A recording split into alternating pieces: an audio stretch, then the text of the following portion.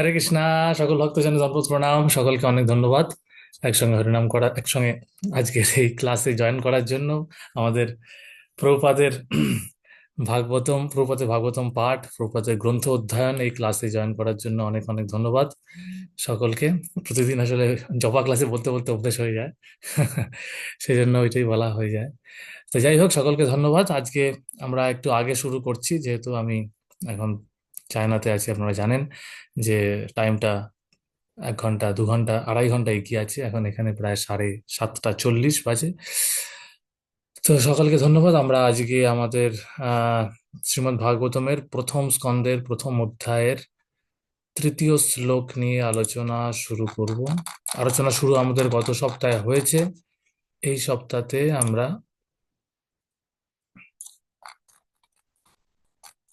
পাঠ চালু রাখবো তৃতীয় অধ্যায় তৃতীয় শ্লোকে।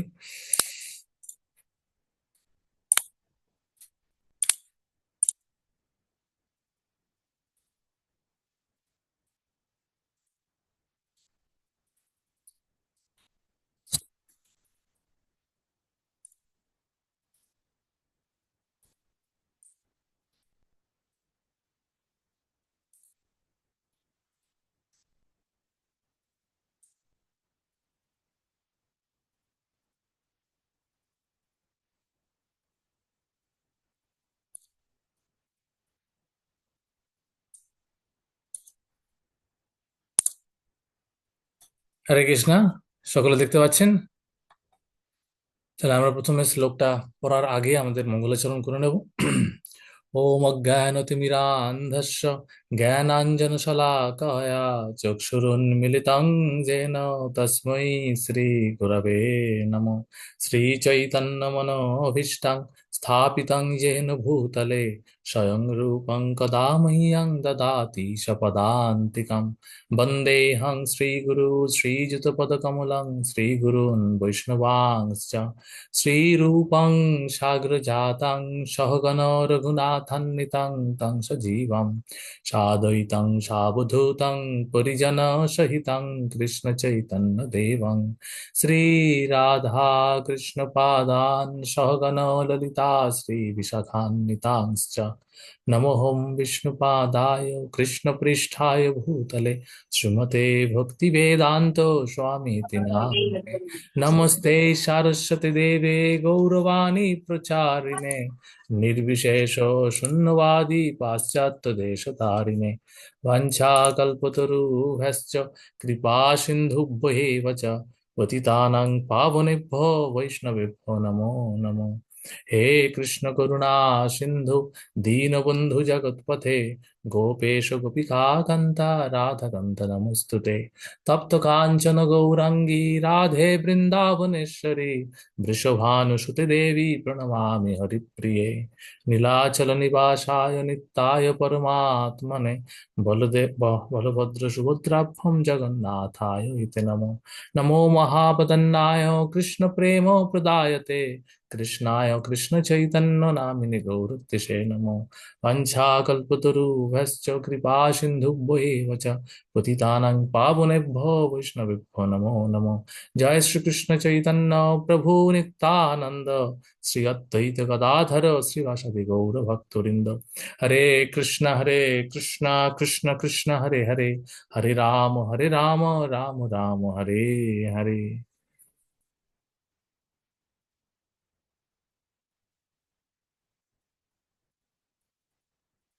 ओम नमो भगवते वासुदेवाय। ओम नमो भगवते वासुदेवाय। ओम नमो भगवते वासुदेवाय। नारायणं नमस्कृत्य नरं चैव नरोत्तमं देवीं सरस्वतीं व्यासं ततो जयमुदीरयेत्। नष्टप्रायेषु अभद्रेषु नित्यं भगवत सेवया भगवते उत्तमा श्लोके भक्तिर्भवति नैष्ठिकी। हरे कृष्ण। তো শ্রীমদ্ ভাগবতম থেকে পাঠ, প্রথম স্কন্দ প্রথম অধ্যায়ের তৃতীয় শ্লোক। নিগম কল্পতরুর্গলিতং ফলং সুখমুখম অমৃতদ্রব সংযুতম পিবত ভাগবতম রসমালয়ম মুহুরহ রসিকা ভুবি ভাবুকাঃ। তো গতকাল আপনারা গত সপ্তাহে পড়েছিলেন খুব সুন্দরভাবে। আজকে আর আমরা শ্লোকের অনুবাদটা পড়ে নিয়ে আমরা পরবর্তী অনুবাদে প্রবেশ করব। অনুবাদ হচ্ছে কি: হে বিচক্ষণ এবং চিন্তাশীল মানুষ, কল্পবৃক্ষরূপী বৈদিক শাস্ত্রের অত্যন্ত সুপক্ষ ফল শ্রীমদ্ ভাগবত আস্বাদন করুন। তা শ্রীল সুখদেব গোস্বামী শ্রীমুখ থেকে নিঃসৃত হয়েছিল। তাই এই ফলটি আরো অধিক উপাদেয় হয়েছে, যদিও এই অমৃতময় রস মুক্ত পুরুষেরা পর্যন্ত আস্বাদন করে থাকে। তো এই শ্লোকটিকে আমরা আগের দিন আলোচনা করেছি, ভাগবতমের যে মাধুর্য, হ্যাঁ, সেই মাধুর্যকে প্রকাশ করছে এই শ্লোকটি, যে ভাগবত কত মধুর। হুম।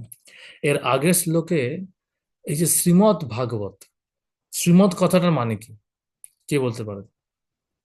শ্রীমৎ ভাগবত কথা বলা হচ্ছে, এই যে এখানে বলছে শ্রীমৎ ভাগবতের আদিভক্ত, শ্রীমৎ কথাটার মানে কি, কে বলবেন? হরে কৃষ্ণ প্রভু, ধন্যবাদ হুম। প্রভু। শ্রী মানে তো সৌন্দর্য। তাহলে শ্রীমৎ মানে হচ্ছে অ্যাকচুয়ালি, এর আগের শ্লোকে শ্রীল প্রভুপাদ এই শ্রীমৎ শব্দটাকে অনুবাদ করেছেন। এখানে দেখুন, উম, শ্রীমৎ শব্দটাকে অনুবাদ করেছেন সুন্দর, ঠিক আছে, বিউটিফুল। ইংরেজিতে লিখেছেন বিউটিফুল, শ্রীমৎ ভাগবতে মহামুনি কৃতে। তো এই যে সুন্দর, শ্রীমতের অনেক কিছু মানে হয়, এখানে বিশেষ করে প্রভুপাদ শ্রীমৎ বলতে সুন্দর বলেছে। তো এই যে সুন্দর, এই যে সৌন্দর্য, শ্রীমৎ ভাগবতমের যে সৌন্দর্য, সেটা প্রকাশিত হয়েছে এই শ্লোক। এটাতে কতটা সুন্দর, কেন সুন্দর? কারণ এটি অত্যন্ত মধুর। এখন ভাগবতম হচ্ছে পাঠ করার বিষয়।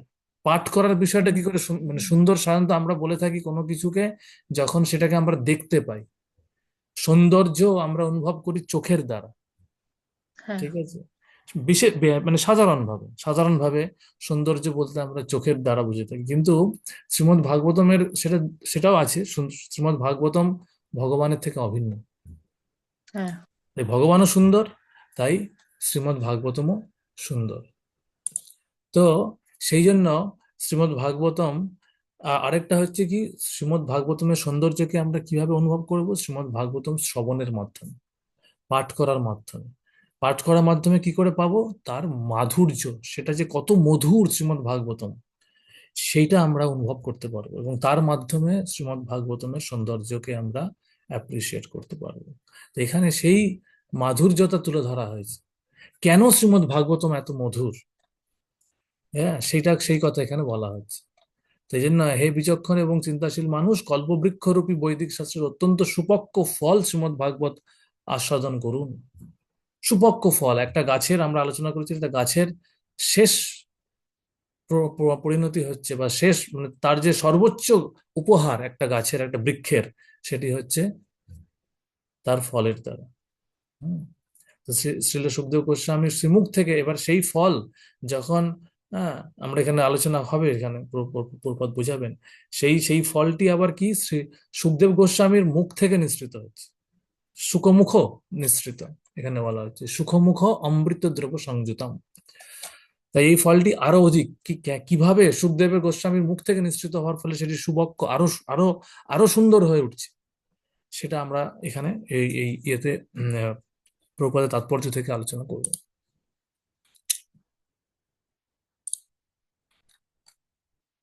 তাই এই ফলটি আরো অধিক উপাদেয় হয়েছে, এবং যদিও এই অমৃতময় রস মুক্ত পুরুষেরা পর্যন্ত আস্বাদন করে থাকে।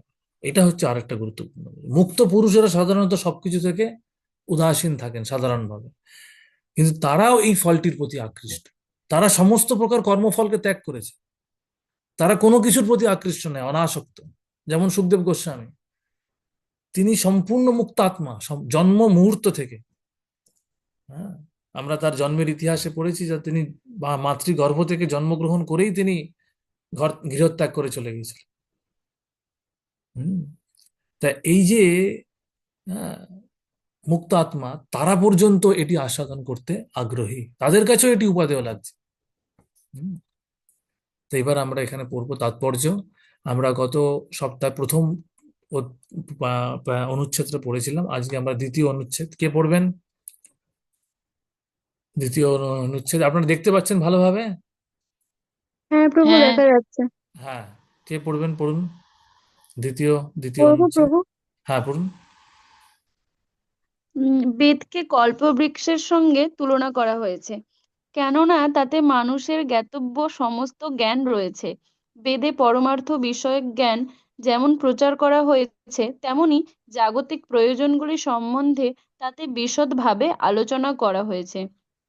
বেদে সামাজিক, রাজনৈতিক, ধর্মীয়, অর্থনৈতিক, সামরিক, চিকিৎসা বিজ্ঞান, রসায়ন, পদার্থবিদ্যা, অধিবিদ্যা ইত্যাদি সব রকম জাগতিক বিষয় সম্বন্ধীয় বৈধ জ্ঞান প্রদত্ত হয়েছে, এবং এইগুলি শরীর ও মন নির্বাহ করার জন্য প্রয়োজন হতে পারে। এই সমস্ত বিষয়ের ঊর্ধ্বে অধ্যাত্ম বিষয়ের নির্দেশ রয়েছে। বিধিবদ্ধ জ্ঞানের মাধ্যমে জীবকে ক্রমান্বয়ে পারমার্থিক স্তরে উন্নীত করা হয়, এবং সর্বোচ্চ পারমার্থিক জ্ঞান হচ্ছে সমস্ত দিব্য আনন্দ বা রসের আধার পরমেশ্বর ভগবানকে জানা। থ্যাংক ইউ মাতাজি, ধন্যবাদ। তো এখানে বেদের যে বিষয়, বেদকে কল্পবৃক্ষের সঙ্গে তুলনা করা হয়েছে, বেদের কি বিষয় সেটি এখানে সংক্ষেপে শ্রীল প্রভুপাদ আমাদের দিচ্ছেন। কারণ আমরা অনুবাদে পড়লাম যে বেদের সুপক্ষ ফল হচ্ছে শ্রীমদ্ ভাগবতম, তাহলে বেদটা কি সেটা আমাদের জানতে হবে। কেন বেদকে কল্পবৃক্ষের সঙ্গে তুলনা করা হচ্ছে সেইটা এখানে শ্রীল প্রভুপাদ দিলেন। বেদে সমস্ত বিষয় আছে, বেদ মানে জ্ঞান, তা সেখানে সমস্ত বিষয়ের উপরে জ্ঞান আছে। হ্যাঁ, বেদে আহ, এমন কোনো এমন কোনো জ্ঞান নেই। হ্যাঁ, মনুষ্য সমাজের জ্ঞান সমস্ত কিছুই বেদে আছে, বৈদিক শাস্ত্রে সমস্ত কিছু জ্ঞান আছে। এবং আজকে আমরা যা কিছু দেখছি তা একদিক থেকে দেখতে গেলে সেই সমস্ত আহ, জ্ঞানেরই আহ, একটা উম, প্রকাশ। ঠিক আছে, সেই সমস্ত জ্ঞানেরই প্রকাশ। সুতরাং উম, বেদের বাইরে প্রকৃতপক্ষে কোনো জ্ঞান হতে পারে না, এটাই বলতে চাইছি। ঠিক আছে, আচ্ছা, পরের প্যারাগ্রাফটা কেউ পড়ুন, তৃতীয় অনুচ্ছেদ। হরে কৃষ্ণ প্রভু। প্রভু বলছি, এই যে এখানে বলেছে, এই যে রসায়ন, পদার্থবিদ্যা, অধিবিদ্যা ইত্যাদি সব রকম জাগতিক বিষয় সম্বন্ধীয় বৈধ জ্ঞান প্রদত্ত হয়েছে, এই যে প্রভু অধিবিদ্যাটা কি প্রভু? অধিবিদ্যা হচ্ছে মেটাফিজিক্স। মেটাফিজিক্স মানে হচ্ছে, একটা হচ্ছে পদার্থবিদ্যা। পদার্থবিদ্যা মানে হচ্ছে ফিজিক্স। আর মেটাফিজিক্স মানে হচ্ছে আমি কিভাবে বোঝাবো, ফিজিক্স মানে যেটা পদার্থের উপরে কিছু। অধিবিদ্যা বলতে একদিক থেকে যেটা হচ্ছে আধ্যাত্মিক বিদ্যার প্রথম ধাপ। আধ্যাত্মিক বিদ্যার প্রথম ধাপটাকে অধিবিদ্যা হিসেবে বলা হচ্ছে, কিন্তু সেটা একদম পারমার্থিক, মানে পদার্থের বাইরেও কিছু আছে। ঠিক আছে, আমরা যে পদার্থ বলতে কি বোঝাচ্ছি, পদার্থ বলতে আমরা বুঝি যেই পদার্থগুলোকে আমরা দেখতে পাচ্ছি, বা যেই পদার্থগুলোকে আমরা আমাদের ইন্দ্রিয় গ্রাহ্য বিষয়ের সঙ্গে ইন্দ্রিয় গ্রাহ্য করতে পারছি। ফিজিক্স বা ফিজিক্যাল সায়েন্স, পদার্থবিদ্যা, ভৌত বিজ্ঞান যেটা আমরা পড়েছি। ভৌত বিজ্ঞান মানে কি, ভৌতিক বিষয়ের যে জ্ঞান, যেটা আমরা ফিজিক্যালি দেখতে পাচ্ছি। হ্যাঁ, ভৌতিক যে ঘটনাগুলি আমরা প্রকৃতির মধ্যে দেখতে পাচ্ছি সেইগুলি সম্বন্ধে। এবার কিছু আছে সূক্ষ্ম বিষয়, মানসিক মনের বিষয়, যেরকম সাইকোলজিক্যাল যে সাবজেক্ট ম্যাটার। হ্যাঁ, সাইকোলজিক্যাল, এবং এই সাইকোলজিক্যালের সঙ্গে কিছুটা টাচ আছে, মানে স্পিরিচুয়াল টাচ আছে। যে তারা তারা তারা তারা যেরকম ফিজিক্স পদার্থের বাইরে যেতে পারে না, পদার্থকে নিয়েই চলছে। হুম, এমনকি জীবন বিজ্ঞান যে নামটা দেওয়া হয়েছে, লাইফ সায়েন্স, সেখানেও বেশিরভাগ ক্ষেত্রেই মানে আমাদের আমাদের আমাদের আহ, মানে জড় শরীরকে নিয়ে চলছে। মানুষের জড় শরীর, বৃক্ষের জড় শরীর, পশুর জড় শরীর। মানুষের জড় শরীরকে বলা হচ্ছে ফিজিওলজি, শারীরবিদ্যা। হ্যাঁ, বোটানির বাংলা কি আমি জানি না। উদ্ভিদ বিদ্যা, হ্যাঁ উদ্ভিদ বিদ্যা, পশু বিদ্যা যেটাকে বলা হচ্ছে জুওলজিক্যাল সায়েন্স। হ্যাঁ, তা এইগুলো সবই কিন্তু সেই শরীরের বিদ্যা। কিন্তু অধিবিদ্যা হচ্ছে মেটাফিজিক্স, যেটা হচ্ছে পদার্থের বাইরে গিয়ে কিছু সূক্ষ্ম বিষয়গুলো নিয়ে বলা আচ্ছা হচ্ছে। আমার যতটুকু মনে হচ্ছে এটা ইংরেজিতে মেটাফিজিক্স হিসেবেই প্রভুপাদ তার মানে অনুবাদ করেছেন। হ্যাঁ, আমরা পরে একবার দেখে নেবো আমরা। আমি যত জানি মেটাফিজিক্স বলতে মানে এরকমই কিছু একটা বিষয়। এই জন্য তারপরে প্রভুপাদ বলছেন শরীর ও মন, শরীরটা হচ্ছে পদার্থ সম্বন্ধীয় বিষয়, শরীর এবং আমরা হুম, জড়জাগতিক শরীরের সঙ্গে যাবে। এরপরে মনের যে বিষয়টা আসছে সেটাকে মেটাফিজিক্সের আরো অনেক কিছু ব্যাপার আছে। মেটাফিজিক্সে কিছুটা মানে স্পিরিচুয়াল সায়েন্সের দিকে ধীরে ধীরে যাচ্ছে, আধ্যাত্মিক বিদ্যার একটা প্রথম ধাপ হিসেবে বলা যেতে পারে, কিন্তু পুরোপুরি একদম এখানকার সেই ভগবান মানে ওখানে ভগবানকে সরাসরি একদম মানে সব মানে ভগবান যে সচ্চিদানন্দ বিগ্রহ সেটাকে অত অ্যাপ্রিসিয়েট করে না, কিন্তু তারা একটা ডিভিনিটি দিকে যাচ্ছে, একটা একটা একটা beyond this material world, beyond this matter, anti matter নিয়ে আলোচনা হচ্ছে। হ্যাঁ, অ্যান্টি ম্যাটার বা মেটা ম্যাটার, যেটা হচ্ছে মানে মেটা ম্যাটার বা মেটাফিজিক্স, মানে মেটা ম্যাটার বলে কিছু হয় না। আমি বলতে চাইছি যে পদার্থের বাইরেও যে কিছু একটা আছে, তারও বাইরে কিছু একটা আছে, সেরকম একটা বিষয়কে ইঙ্গিত করে সেই সমস্ত বিষয়টা। ঠিক আছে, ঠিক আছে প্রভু। ওকে। হরে তৃতীয়, কৃষ্ণ প্রভু। হরে কৃষ্ণ। হরে হ্যাঁ কৃষ্ণ মানুষ। প্রভু, একটা জিনিস বলছি। এই বেদকে এখানে বলা হলো, বেদকে কল্পবৃক্ষের সঙ্গে তুলনা করা হয়েছে। হ্যাঁ, হুম হুম তো প্রভু, আহ বেদের মধ্যে তো যেটা আমরা দেখলাম, কর্মকাণ্ড, উপাসনা কাণ্ড আর জ্ঞানকাণ্ড, কর্মকাণ্ড, জ্ঞানকাণ্ড, উপাসনা কাণ্ড, তাই তো? ঠিক তা বিভিন্ন ঠিক। দেবদেবীর কথা ওখানে বলা হয়েছে। হুম সেখানে পরমেশ্বর কথা তো ব্যাপারটা আসেনি, একমাত্র ভাগবতম দিলে যে পরমেশ্বরকেই তুমি পূজা করো, দেবদেবীকে করতে হবে না। হুম সেক্ষেত্রে বলতে বলতে গেলে তাহলে কল্পবৃক্ষ যদ্দূর যদ্দূর মানে মনে আছে এটুকুনি বলতে পারি যে যেটা চাই সেটা পাওয়া যায়। হুম। তো বেদকে যদি আমি তুলনাই করি, তা বেদ পড়লে তো যেটা চাই সেটা পাচ্ছি না, আমি তো পরমেশ্বর ভগবানকে পাবো না। আমার সেই হ্যাঁ ভাগবতমেই আসতে হবে। তাহলে হ্যাঁ তাহলে কল্পবৃক্ষটা কেন? হ্যাঁ, এর খুব ভালো প্রশ্ন একটা। তা এইটা হচ্ছে, এই যে কল্পবৃক্ষ এখানে বলা হয়েছে, এই কল্পবৃক্ষ এখানে তারপরে কি পূর্বপাদ লিখছেন, কেননা তাতে মানুষের জ্ঞাতব্য সমস্ত জ্ঞান রয়েছে। আরেকটা কি কল্পবৃক্ষ যেটা আপনি বললেন যে আমরা যেটা চাইবো, হুম, জড়জাগতিক মানুষেরা সাধারণত, হ্যাঁ, জড়জাগতিক বিষয় চেয়ে থাকে। তো তারা যা কিছু জড়জাগতিক বিষয় তাদের দরকার সেইটা বেদে আছে। ঠিক আছে, যেমন বেদে, তারপরে প্রবাদ লিখছেন বেদে পরমার্থ বিষয়ক জ্ঞান যেমন প্রচার করা হয়েছে, পরমার্থ যে নেই তা নয়, কিন্তু পরমার্থ আছে, কিন্তু সেটা, হ্যাঁ, অত্যন্ত দুর্লভ। হুম, অত্যন্ত দুর্লভ। বেদেষু সুদুর্লভম অদুর্লভম আত্মভক্ত। ঠিক আছে, বেদে আছে, তার না হলে, যদি বেদে নাই থাকতো তাহলে ভাগবত গীতা ভগবান কেন বলছেন বেদৈশ্চ সর্বৈর অহমেব বেত্ত, বেদের মাধ্যমে একমাত্র আমাকেই জানতে হবে। কিন্তু আবার ভাগবত গীতায় তিনি বলেছেন যে আহ নিস্ত্রৈগুণ্য ভবার্জুন। হুম, এই যে বেদের, হ্যাঁ, বেদ হচ্ছে তিনটি গুণের বিষয়। সুতরাং এই যে তিনটি গুণের বিষয় যে বলা হচ্ছে সেটা হচ্ছে বেশিরভাগটা তাই, বেশিরভাগটা তাই। কর্মকাণ্ড অনেক বেশি, জ্ঞানকাণ্ড কর্মকাণ্ড অনেক বেশি, উপাসনা কাণ্ড থেকে ধীরে ধীরে ভক্তির দিকে যাচ্ছে। ভক্তি দিয়ে কিভাবে যাচ্ছে, ধাপে ধাপে। প্রথমে দেবদেবীদের থেকে পুজো করতে করতে ধাপে ধাপে ধাপে ধাপে দেবদেবীদের বিভিন্ন উপাখ্যানের মাধ্যমে দেখানো হচ্ছে যে কিভাবে দেবদেবীরাও ভগবানের কাছে ভগবানের অংশ।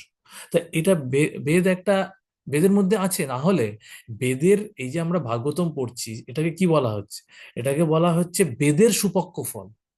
তার মানে হচ্ছে বেদের যে নির্যাস, বেদের যে কনক্লুশন, বেদের যে আলটিমেট সিদ্ধান্ত, বেদের শুধু নয়, বেদের পরে বেদান্ত রচনা হয়েছে। পুরো বৈদিক সাহিত্য যা কিছু আছে তার কনক্লুশন দেওয়া হয়েছে, তার সিদ্ধান্ত দেওয়া হয়েছে বেদান্তে। সেই বেদান্তের ভাষ্য হচ্ছে ভাগবতম। তাহলে ভাগবতম বেদ থেকেই আসছে, বেদের একটা অংশ শ্রীমদ্ ভাগবতম। কিন্তু বেদ বলতে আমরা সাধারণত চতুর্বেদ বুঝি। হ্যাঁ, আমরা অথর্ববেদ, যজুর্বেদ ইত্যাদি যে বেদ আছে সেগুলোকে বুঝি আমরা। ঋগ্বেদ। ঋগ্বেদ ইত্যাদি, তো সেই বেদগুলো আছে, সেখানে বেদ সেটিও যেরকম বেদ। আবার এই যে শ্রুতিশাস্ত্র, শ্রুতিশাস্ত্র এবং আহ স্মৃতিশাস্ত্র, এই স্মৃতি শাস্ত্রের মধ্যে পড়ছে ভাগবতম, কারণ বেদ থেকে সেটা বার করা হয়েছে। বেদে, বৈদিক শাস্ত্রে সেটা আছে, কিন্তু সেটা খুঁজে বার করা খুব মুশকিল, কারণ সেখানে পরোক্ষভাবে পরম সত্যকে ইঙ্গিত করা হচ্ছে। হ্যাঁ, সেই কারণে বেদের মধ্যে সবকিছু আছে, কিন্তু কে কি কোনটা চাইছে সেটা জানতে হবে। হ্যাঁ, আমাদের এই জন্য যে কল্পবৃক্ষ মানে কি, যে যেটা চাইবে সেটা পাবে। কেউ যদি চিকিৎসা বিজ্ঞান চায়, সে চিকিৎসা বিজ্ঞান পাবে। কার যদি সামরিক কিছু জ্ঞান দরকার হয়, সেটাও পাবে। অর্থনৈতিক জ্ঞান তাও পাবে, রাজনৈতিক জ্ঞান তাও পাবে। তাহলে সবকিছু এবং সাধারণ মানুষেরা তাই চাইছে। সাধারণ মানুষেরা সেটাই বেশিরভাগ চেয়ে থাকে। সুতরাং জাগতিক দিক থেকেও বেদ কল্পবৃক্ষের মতন কাজ করছে। আবার পারমার্থিক বিষয় যারা পরমার্থবাদী, তারাও কিন্তু বেদ থেকে পাবে, কিন্তু তারা বেদ, আজকের দিনে বিশেষ করে কলিযুগে আমাদের পক্ষে সমস্ত বেদ আলোচনা করে সেই কনক্লুশনে পৌঁছানো সম্ভব নয়। কিন্তু যারা আগেকার দিনে যারা করেছেন, পরমার্থবাদীরা আগেকার দিনও ছিলেন। আগেকার মানে বলছি পূর্ববর্তী যুগেও, যেই সময় তাদের সময়কাল বেশি ছিল, তারা সেটা আলোচনা করেছেন এবং তারা জানেন। কিন্তু হ্যাঁ, তাদের সেই জানা, তাদের মধ্যে খুব রেয়ার কয়েকজন আছে যারা কিন্তু জানতে পেরেছেন। কারণ এই যে ভাগবতমের যে আলোচনা হচ্ছে, সেখানে কিন্তু সত্যযুগের মুনি ঋষিরাও উপস্থিত আছেন, যারা এই ভাগবতম শুরু হওয়ার আগে, বলার আগে, বহু মুনি ঋষিরা বিভিন্ন প্রকার আর্গুমেন্ট করছেন পরীক্ষিত মহারাজকে সাহায্য করার জন্য, যে কোনটা সত্য। হ্যাঁ, এই জন্য মানে বেদের যে গুহ্য জ্ঞান, সেইটা কনক্লুসিভলি কনক্লুসিভলি বলা খুব কঠিন ব্যাপার। সেটা একমাত্র বলতে পারেন ভক্ত, যে ভগবানের শুদ্ধ ভক্ত। সেই জন্য যদিও বেদশ্চ সর্বৈ রহম বেত্ত, কিন্তু সেটা বার করা, সেটা সেই সেই নির্যাসটা বার করা, ভগবত গীতাতে দিয়ে রেখেছেন। ভগবত গীতাতে মানে ব্যাসদেব সেটা দিয়েছেন, কিন্তু সেটা কজন বুঝতে পেরেছে? মহাভারতের পুরো যে ব্যাপারটার মধ্যে ভগবত গীতা যে মেইন, সেটা আমরা ইসকনে আসার আগে কতটা জানতাম? আমরা জানতাম ভগবত গীতা একটা আছে, কিন্তু সেটাই যে সেটার মাধ্যমে যে আমরা আমাদের জীবনকে সার্থক করতে পারবো, সেই গীতার মধ্যে যে এত অমূল্য ইনস্ট্রাকশন, এত অমূল্য উপদেশ রয়েছে, যেই উপদেশের মাধ্যমে আমরা আমাদের জীবনকে সার্থক করতে পারি, জীবনকে আমূল পরিবর্তন করতে পারি, আমিও জানতাম না। আমার মনে হয় আমরা যারা ভগবদ্গীতা সম্বন্ধে জানতাম, ছাড়াও জানতাম না, কারণ যতক্ষণ না আমরা একজন শুদ্ধ ভক্তের সংস্পর্শে এসেছি। কারণ ভগবদ্গীতাও বেদের একটি অংশ, স্মৃতিশাস্ত্র বেদের একটা অংশ। এই যে বহু স্মৃতিশাস্ত্র আছে, স্মৃতিশাস্ত্র আমি বলছি, স্মৃতিশাস্ত্র আর শ্রুতিশাস্ত্র। স্মৃতি মানে যেটা শ্রুতিকে সহজ করে বোঝানোর জন্য মুনি ঋষিরা লিখেছেন, বিশেষ করে ব্যাসদেব তার মধ্যে প্রধান। হুম, তিনি সেটা রচনা করেছেন সেখান থেকে নিয়ে। তা সেই জন্য কল্পবৃক্ষ সেদিক থেকে বলা হচ্ছে, সবকিছু আছে, কিন্তু তার মধ্যে সর্বোচ্চ যেটা, সেটা ধীরে ধীরে, একটা হচ্ছে বৈদিক পন্থা, হচ্ছে ধীরে ধীরে নিয়ে যাওয়া। যারা আহ গুরুকুলে পূর্ববর্তী যুগে যারা পাঠ করে, তারা ধীরে ধীরে ধীরে ধীরে সবকিছু, তাদের হাতে সময় আছে, তারা বহুদিন ধরে তারা পাঠ করতে পারে। ধীরে ধীরে ধীরে ধীরে তারা উন্নীত হয় একটার পর একটা। এই যে ঈশোপনিষদ, ঈশোপনিষদ হচ্ছে এমন একটা উপনিষদ যেখানে কেন ঈশোপনিষদ প্রভুপাদ দিয়েছেন? এই ঈশোপনিষদ হচ্ছে শ্রুতি শাস্ত্রের অংশ। শ্রুতি মানে এটা কেউ লেখেনি, অপৌরুষেয়। হ্যাঁ, অপৌরুষেয় মানে হচ্ছে কারোর দ্বারা রচিত, কেউ কিরকম মানে রচনা করেনি, এটি রিভিলেশনের মাধ্যমে এসেছে। পুরো বৈদিক শাস্ত্রটাই তাই। শ্রুতি শাস্ত্র যা কিছু এসছে ভগবানের, অ্যাকচুয়ালি যেটা বলা হয় শাস্ত্রে আছে, বৈদিক শাস্ত্রেই আছে, এটা ভগবানের বাসি থেকে এসছে। সেটা ভগবানের হৃদয়ের, এই ব্রহ্মার হৃদয়ে প্রকাশিত হয়েছে, সেখান থেকে সেটা প্রকাশিত হয়েছে, বিভিন্ন মনি ঋষিরা সেটা বিভিন্ন জায়গায় প্রকাশ করেছে। ভাগবতমেই আছে সেটা, কিভাবে ঈশোপনিষদের আবির্ভাব হয়েছে, সেটা আছে ভাগবতমে। তো বিষয়টা হচ্ছে ওটা, যে এই রিভিলেশন গুলো সহজে বোঝা যায় না। ঈশোপনিষদের এমন শ্লোক আছে যেগুলো পড়ে কিছু বোঝা যাবে না, যে কি বলতে চাইছে, কেন বলতে চাইছে। শেষের দিকে ইনডাইরেক্টলি সবকিছু বলা হচ্ছে। কেন বলা হচ্ছে? তার কারণ বেশিরভাগ ক্ষেত্রে যারা বৈদিক শাস্ত্র নিয়ে অনুশীলন করে, তারা নির্বিশেষবাদী হয়। তাদেরকে ধাপে ধাপে ধাপে ধাপে উঠাতে হয়, তাদেরকে সরাসরি ভগবানের কথা বললে তারা নিতে পারবে না। কিন্তু কলিযুগে সেটা সময় নেই আমাদের ধাপে ধাপে যাওয়ার। সেই জন্য শ্রীল প্রভুপাদ এবং আমাদের আচার্যরা সরাসরি ভাগবতম দিয়েছেন, যে আর কিছু ছেড়ে দাও। ভাগবতম হচ্ছে সামারি স্টাডি অফ এন্টায়ার বৈদিক লিটারেচার।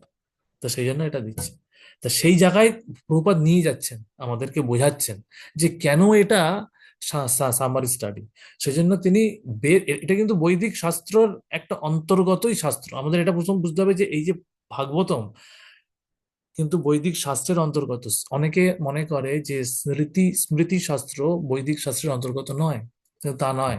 শ্রুতি শাস্ত্রেরই একটি শ্লোক আছে, যেই শ্লোকে বলা হচ্ছে এই স্মৃতি শাস্ত্র হচ্ছে ভাগবতমের অন্তর্গত, মানে বেদের অন্তর্গত, বৈদিক শাস্ত্রেরই অন্তর্গত, বৈদিক সাহিত্যের একটা অংশ। হুম। এই জন্য রূপ গোস্বামী বলেছেন, হ্যাঁ, রূপ গোস্বামী বলেছেন, শ্রুতি স্মৃতি পুরাণ আদি পঞ্চরাত্রিক বিধির বিনা ঐকান্তিক হরির ভক্তি উৎপাদয় কল্পতে। এই জন্য শ্রুতি স্মৃতি দুটোই আমাদের বুঝতে হবে, কারণ শুধু শ্রুতি পড়ে আমরা বুঝতে পারবো না। আপনার যেটা মেইন প্রশ্ন সেটা হচ্ছে শ্রুতি শাস্ত্র, যেটা এই যে কর্মকাণ্ড জ্ঞানকাণ্ড উপাসনাকাণ্ড, সেটা হচ্ছে মেইনলি শ্রুতি শাস্ত্রের অংশ। কিন্তু স্মৃতিও আছে, স্মৃতির পাঠ হচ্ছে এই এই ভাগবতম পুরাণ। সব মিলিয়েই বৈদিক শাস্ত্র। আমি কি বোঝাতে পারলাম? প্রশ্নের উত্তর কিছুটা পাওয়া গেল কি, হ্যাঁ যে প্রভু, কেন পাওয়া কল্পবৃক্ষ গেছে। বলা হয়েছে? ঠিক হ্যাঁ আছে, প্রভু, থ্যাংক ইউ প্রভু। ওকে ওকে, হরে কৃষ্ণ। আচ্ছা, তৃতীয় অনুচ্ছেদ। হরে কৃষ্ণ প্রভু, আমি পড়বো। হ্যাঁ, পড়ুন। এই জড়জগতের প্রথম জীব ব্রহ্মা থেকে শুরু করে একটি নগণ্য পিপীলিকা পর্যন্ত সকলেই ইন্দ্রিয় অনুভূতি প্রস্তুত অন্য কোন রকম সুখ আস্বাদন করতে চায়। এই সমস্ত ইন্দ্রিয় সুখগুলিকে বলা হয় রস। বিভিন্ন রকমের রস রয়েছে। বৈদিক শাস্ত্রে নিম্নলিখিত 12টি রসের উল্লেখ করা হয়েছে: রৌদ্র, অদ্ভুত, হাস্য, বীর, করুণা, বীভৎস, ভয়ানক, শান্ত, দাস্য, সখ্য, বাৎসল্য এবং মাধুর্য। হরে কৃষ্ণ। তো এখানে এই যে রসের প্রশ্ন নিয়ে আসলেন শিলা প্রভুপাদ, কেন নিয়ে আসলেন রসের প্রশ্ন? তার কারণ এই শ্লোকে দেখুন, হ্যাঁ, এখানে পিবত ভাগবত রসমালয়ম, এখানে একটা কথা ইউজ করা হচ্ছে রসম। তো এই জন্য রসের রসতত্ত্ব এখানে আলোচনা করেছে, যে রসের বিষয়টা কি, রস বলতে কি বোঝায়। এই রস প্রকৃতপক্ষে কোনো ইংরেজি অনুবাদ হয় না, রসম রসম। ইংরেজিতে মেলোস ইত্যাদি দিয়ে অনুবাদ করার চেষ্টা হয়েছে, প্রভুপাদই করেছেন, ছিল প্রভুপাদ, কিন্তু পুরোপুরি বোঝা যায় না। তা এখানে বিভিন্ন প্রকার রস। আমরা এরপরে যখন ভক্তি রসামৃত সিন্ধু আলোচনা করব, ভক্তি রসামৃত সিন্ধুতে প্রকৃতপক্ষে এই যে এই যে রসশাস্ত্র, এটি প্রকৃতপক্ষে শ্রী রূপ গোস্বামী দিয়েছেন। রূপ গোস্বামী এই বিভিন্ন প্রকার রসের আদান প্রদান, এই যে অখিল রসামৃত মূর্তি ভগবানকে বলা হচ্ছে। ঠিক তেমনি এই এই ভাগবতম হচ্ছে যেহেতু ভগবানের থেকে অভিন্ন, এই ভাগবতমের সমস্ত কিছু রস রয়েছে। আর প্রকৃতপক্ষে আমরা প্রত্যেকটি জীব এই 12টি রস আস্বাদন করার জন্যই ইন্দ্রিয় তর্পণে কিন্তু ব্যস্ত হয়ে থাকে। যে কোনো জীব, যে কোনো জীব এই 12টি রসের মধ্যেই কিন্তু, হ্যাঁ, এই 12টি রসের আদান প্রদানই হচ্ছে তাদের জীবন, তাদের ইন্দ্রিয় সুখ বলতে এটাই বোঝায়। এখন ভাগবতম পাঠ করার মাধ্যমে, ভাগবতম কেন বলা হচ্ছে পাঠ করার জন্য, এটা হচ্ছে একটা কারণ, যে ভাগবতম পাঠের মাধ্যমে আমরা যে রসগুলি জড়জাগতিক ভাবে খোঁজার চেষ্টা করছি, সেইটা আমরা ভাগবতম থেকে পাবো এবং তার মাধ্যমে আমরা তৃপ্ত হব। তাহলে আর কোথাও যাওয়ার দরকার নেই। এটা হচ্ছে মানে একটা উপায়। এটা এই জন্য এখানে বলা হচ্ছে যে আমরা যে কোনো ইন্দ্রিয় তর্পণ করতে চাইছি, কোনো একটা ইন্দ্রিয় তর্পণ করতে চাইছি, সেটা কিন্তু এই 12টা রসের কোনো একটা আস্বাদন করতে চাইছে মূলত। রসের আরো এই এই মেইনলি তো 5টা রস: শান্ত, দাস্য, সখ্য, বাৎসল্য, মাধুর্য। আর আরগুলো হচ্ছে এই শান্ত, দাস্য, সখ্য, বাৎসল্য, মাধুর্যকে মহিমান্বিত করার জন্য, মাধুর্যকে শান্ত মানে কি বলা যেতে পারে, সেটাকে সেই সেই শান্ত রসের মাধুর্যকে আরো বৃদ্ধি করার জন্য বাকি, হ্যাঁ, 7টা রস আছে। রৌদ্র, অদ্ভুত, হাস্য, বীর, করুণ, বীভৎস, এগুলো এই ভয়ানক, এগুলো কিন্তু আছে। তা এই যে রসের যে যে তারতম্য, এই তারতম্যই কিন্তু আমরা খুঁজে বেড়াচ্ছি। এটাই আমাদের এটাই মনে হয় বৈচিত্র্য। কিন্তু সেই রস আমরা ভাগবতমে পাঠ করলে পাবো। তাই সেই জন্য এখানে সেই রসের বিষয়ে আলোচনা করা হচ্ছে। এরপরে আরো কিছু আলোচনা হচ্ছে এখানে দেখুন। এরপরে প্যারাগ্রাফ কে পড়বেন? 4 নম্বর অনুচ্ছেদ। হরে কৃষ্ণ প্রভু, আমি পড়ছি। হ্যাঁ, হ্যাঁ, পড়ুন পড়ুন, হ্যাঁ।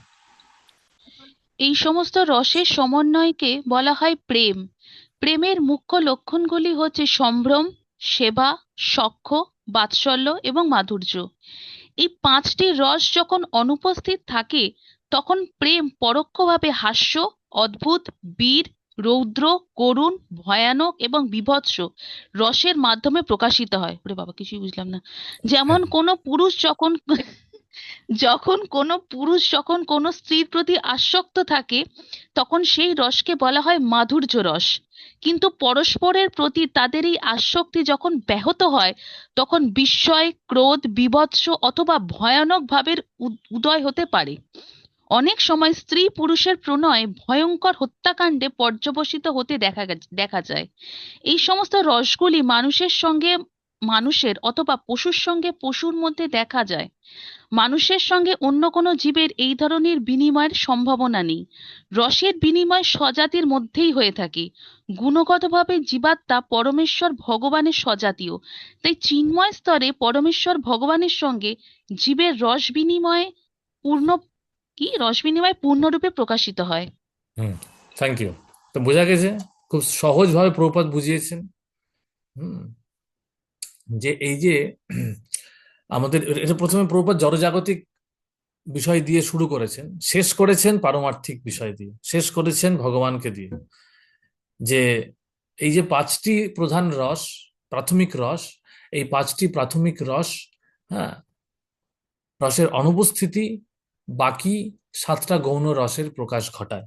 হুম, কারণ সমস্ত রসের যে মূল বিষয় সেটা হচ্ছে প্রেম বা প্রেমময় সম্পর্ক।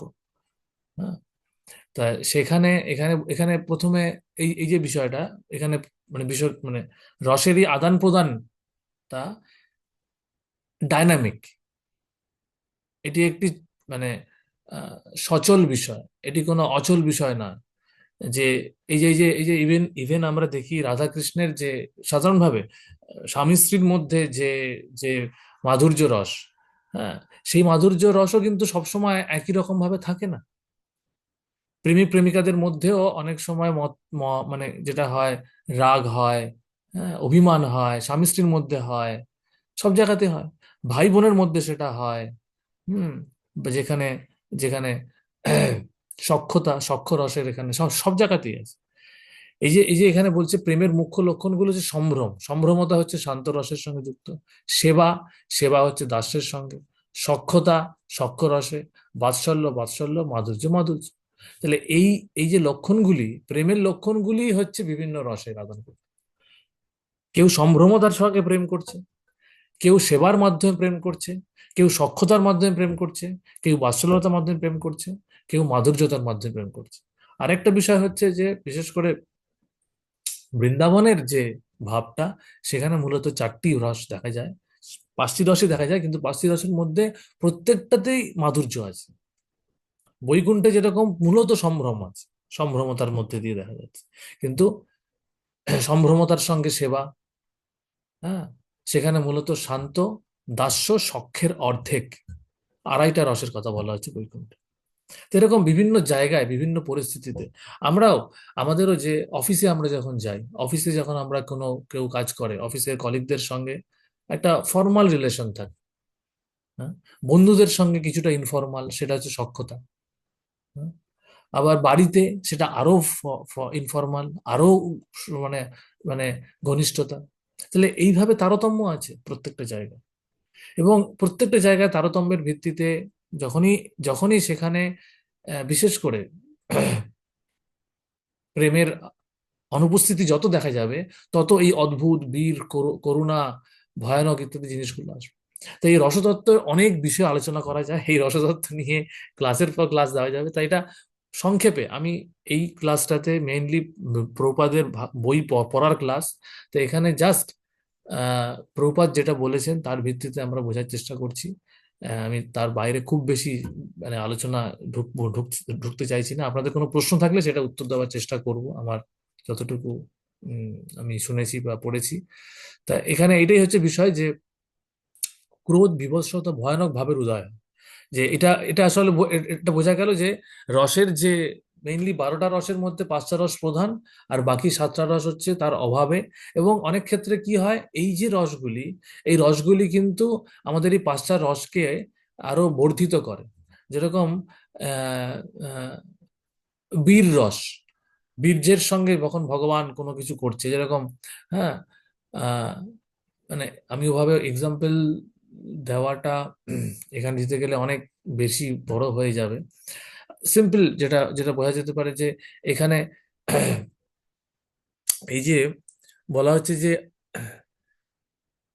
প্রেমের অভাবে মানে হচ্ছে যে প্রেমের অভাবে তখন কি হচ্ছে, যে যে প্রেমের অভাবে যেরকম মানে ক্রোধ, ভয়ানক ইত্যাদি বিষয় হয়, আবার প্রেমের আধিক্যের ফলেও কিন্তু ক্রোধ হয়। ঠিক আছে? এই যে প্রেমিক প্রেমিকাদের মধ্যে যখন রাগের বিনিময় হয়, তার মাধ্যমে কিন্তু প্রেমের আধিক্য প্রকাশিত হয়, যেটা আমরা রাধাকৃষ্ণের মধ্যেও দেখতে পাই। আমাদের জড়জাগতিক ক্ষেত্রে সেটা বিকৃতভাবে প্রতিফলিত হয়, হ্যাঁ, কিন্তু যেটা চিন্ময় স্তরে তার পূর্ণতা প্রকাশিত হয়, তা আমরা বোঝার ক্ষেত্রে সেটা বুঝতে পারি। হুম। অনেক সময় স্বামী স্ত্রীর মধ্যে রাগারাগি যেটা হচ্ছে, হ্যাঁ, সেই রাগারাগির মধ্যেও কিন্তু প্রেম আছে। কেন রাগারাগি হচ্ছে? হ্যাঁ, আমরা একটা গৃহস্থ সেমিনার অ্যাটেন্ড করেছিলাম অনেকদিন আগে, সেখানে বলা হচ্ছে যে বেশিরভাগ ক্ষেত্রে দেখা যায় এই রাগারাগি থেকে অনেক সময় সম্পর্কের অবনতি হয়, কিন্তু যদি রাগারাগির মূল কারণটা দেখা যায় যে কেন রাগ করছে, কেন স্ত্রী স্বামীর প্রতি রাগ করছে বা স্বামী স্ত্রীর প্রতি রাগ করছে, তার কারণ দেখা যাবে যে তারা দুজন দুজনকে প্রচন্ড ভালোবাসে বলেই তারা হয়তো হয়তো কিরকম রাগ করার কারণ কি হতে পারে, যে একটা এক্সাম্পল হচ্ছে যে যে খাবার খাবার খাওয়ার ক্ষেত্রে হয়তো স্বামীর কোনো একটা জিনিস খাওয়া শরীরের জন্য ভালো, কিন্তু তার হয়তো খেতে ভাল লাগে না, স্ত্রী সেটাকে জোর করছে খাওয়ার জন্য, স্বামী সেটা খেতে চাইছে না, সেই নিয়ে রাগারাগি। কিন্তু এই রাগারাগিটার সেখানে স্ত্রী রেগে যাচ্ছে কি কারণে? স্বামীর শরীরের ভালোর জন্য সে চেষ্টা করছে, সেই কারণে সেটা বলার চেষ্টা করছে, সেই কারণে সে রেগে যাচ্ছে। তার মানে এই রাগের রাগের ভিত্তিটা কিন্তু সেই মাধুর্য, প্রেম, কিন্তু সেই মাধুর্যটা প্রকাশিত হচ্ছে রাগের দ্বারা। তা এটাও একটা দিক, রসের এরকম একটা দিক প্রকাশিত হয়। জাস্ট একটা গ্রস এক্সাম্পল দেওয়ার চেষ্টা করলাম আমি। তা এবং এটা আলটিমেটলি প্রভুপাদ যেটা বলতে চাইছেন যে রসের এই আদান প্রদানটা আমরা হয় স্বজাতীয়র মাধ্যমে, মানুষের সঙ্গে মানুষের, পশুর সঙ্গে পশু। বর্তমানে মানুষের পরিস্থিতি এমনই অবনতি হচ্ছে যে মানুষের সঙ্গে মানুষের রসের আদান প্রদানের পরিস্থিতি এতই খারাপের দিকে যাচ্ছে যে পশুর সঙ্গে আদান প্রদান করার চেষ্টা করছে মানুষ, পশু পালন করছে। হ্যাঁ, পশুর সঙ্গে আদান প্রদান করা যায় একদিক থেকে, যেরকম গো পালনের মাধ্যমে আমরা আদান প্রদান করে থাকি, একদমই যে আদান প্রদান হয় না তা নয়। বর্তমানে কুকুর পালনের মাধ্যমে আদান প্রদান করছে মানুষ। হুম।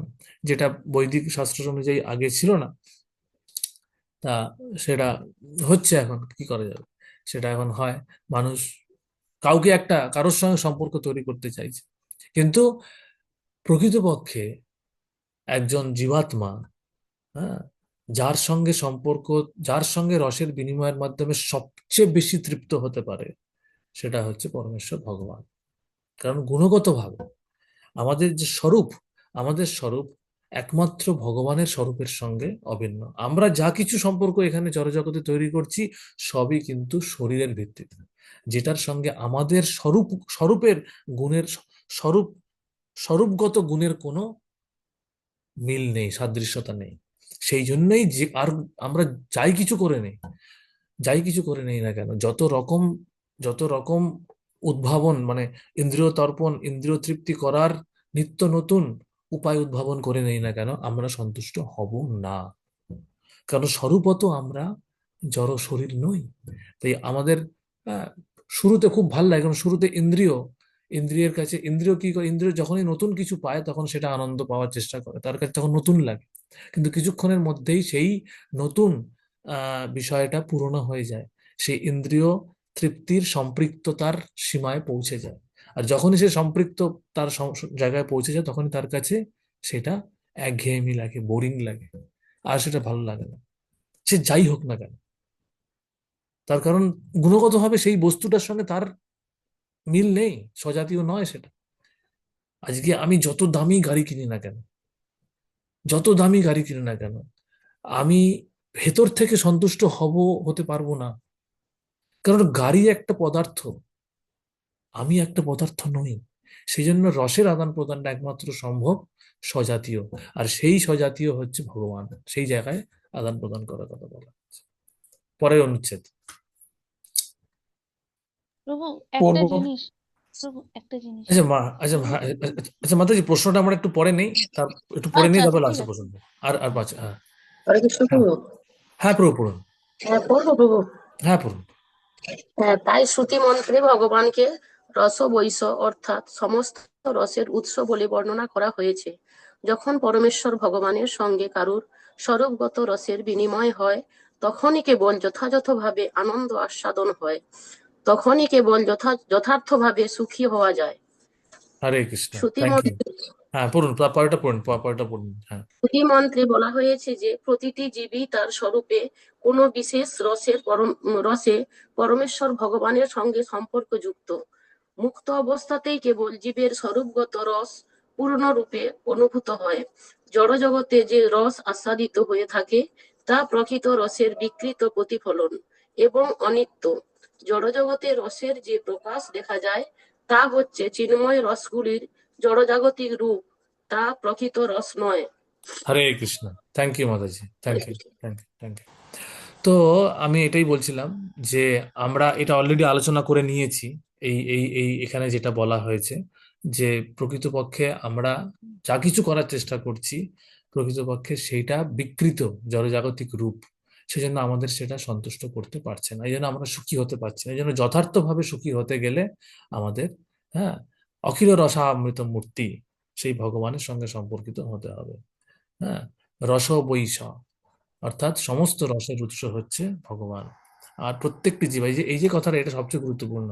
শ্রুতিমন্ত্রে বলা হয়েছে যে প্রতিটি জীবই তার স্বরূপে কোনো বিশেষ রসে পরমেশ্বর ভগবানের সঙ্গে সম্পর্কযুক্ত। তার মানে আমরা, আপনারা, প্রত্যেকেই আমরা ভগবানের সঙ্গে একটি বিশেষ রসে সম্পর্কযুক্ত, শুধু আমরা সেটা ভুলে গিয়েছি। আমাদের এই জড়জাগতিক